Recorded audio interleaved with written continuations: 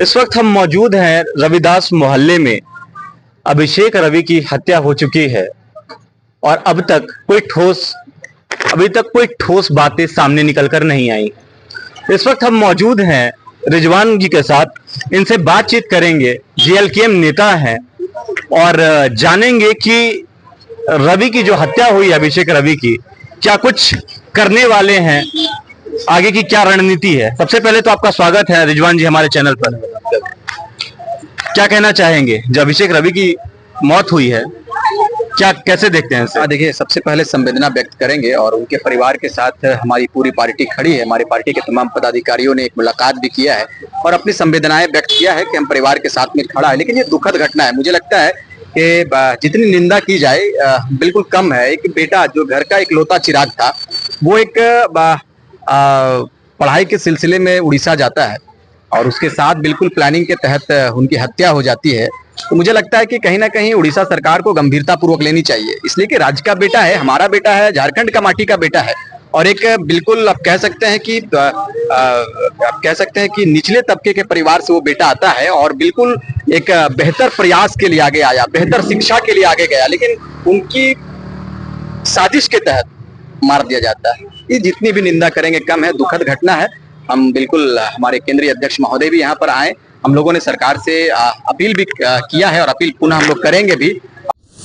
भाई, सरकार को गंभीरता पूर्वक लेनी चाहिए। आज एक बेटे के साथ में हुआ है, कल हमारे बेटे के साथ में होगा, हमारे परिवार के साथ में होगा, आपके परिवार के साथ में होगा। बड़े बड़े जो घटनाओं को अंजाम दिया जाता है, इस पर सरकार को गंभीरता पूर्वक लेनी चाहिए और राज्य के जो इस तरह की जो घटनाएं होती है, इस पर राज्य सरकार को विशेष ध्यान देनी चाहिए मेरे हिसाब से। और सीबीआई जांच की हम लोगों ने मांग किया है।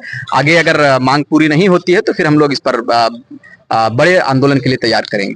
आगे कोई रणनीति है इस मसले को लेकर? नहीं, बिल्कुल, हमारे लोगों ने, हमारे कार्यकर्ताओं ने कल एक कैंडल मार्च के माध्यम से सरकार को अवगत कराया है कि ये घटना क्या है।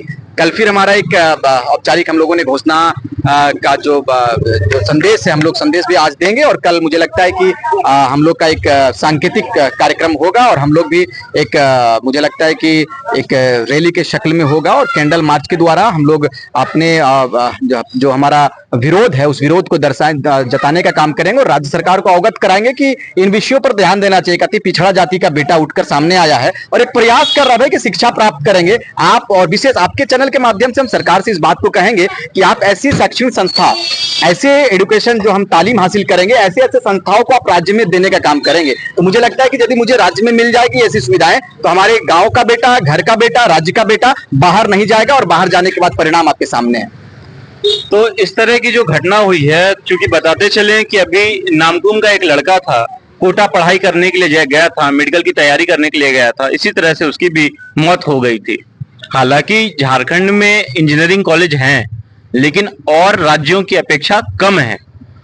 तो अब जब मौत हो चुकी है तो इसको राजनीतिक शक्ल तो देने की कोशिश नहीं की जाएगी? देखो, राजनीतिक शक्ल की बात नहीं है। मैं कहता हूं कि आवाज कौन उठाएगा? आज हमारे बच्चों को मार दिया जाता है, हमारी बेटियों को बलात्कार कर दिया जाता है। कल आप देखोगे धनबाद जिले की एक आदिवासी बेटी के साथ में गैंगरेप हो जाता है। सरकारें मौन रहती, सरकार कहता है मैं आदिवासी हितैषी सरकार हूं, हम आदिवासियों की सुरक्षा करेंगे, लेकिन आदिवासी बेटी के साथ में ऐसी घटनाएं घटती है, सरकार मौन रहती है। ना सरकार का मंत्री पहुंचता है, ना सरकार का विधायक पहुंचता है, ना आला कमान पहुंचता है, ना बड़े बड़े हुक्मरान पहुंचते हैं। हम किस परिचय के लिए इस राज्य में हैं? इस राज्य के अस्तित्व बचाना है साहब। हमने 22 साल, 23 साल और अब 24वें साल में हमारा राज्य प्रवेश कर गया है, लेकिन सरकार मौन रहती है। सरकारें आती हैं, चली जाती हैं, लेकिन सरकार में जो राज्य में 3.25 करोड़ जनमानस की तकदीर और तस्वीर कैसे बदलेगी, इस पर चिंतन करने की बात है।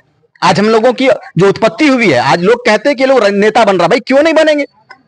क्यों नहीं बनेंगे? आपने अवसर दिया, आपने मौका दिया। यदि आप राज्य को सुंदर करके रखते हैं, इस 24 साल में खनिजों का प्रदेश लबालब भरा हुआ है, खनिजों का प्रदेश कहा जाता है और खनिजों को लूट लिया जाता है। और आज जब हम लोग आवाज उठाते हैं, हम लोग आवाज बुलंद करते हैं, गरीब का आवाज बनते हैं, दलित का आवाज बनते हैं, पिछड़ों का आवाज बनते हैं, अल्पसंख्यकों का आवाज बनते हैं, आदिवासियों का आवाज बनते हैं, तो इनके पेट में दर्द होता है। क्यों होता है? क्योंकि इनको लूट कर खाने की आदत पड़ी हुई है।